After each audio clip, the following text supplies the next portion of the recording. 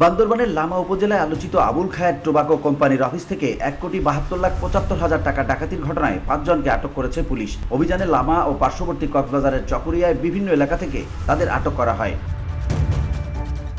বৃহস্পতিবার ও শুক্রবার আটককৃতদের দেয়া তথ্য মতে পৃথক 3টি অভিযানে 21,17,200 টাকা উদ্ধার করেছে police.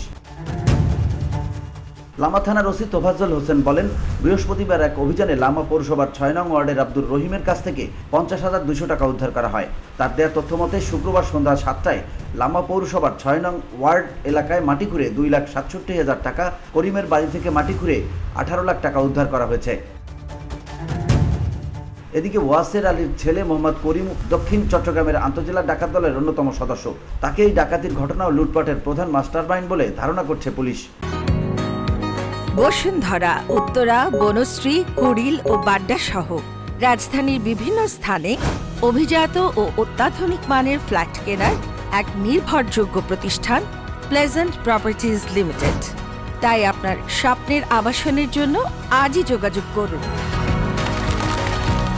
Pleasant properties limited, where destiny matches eventually.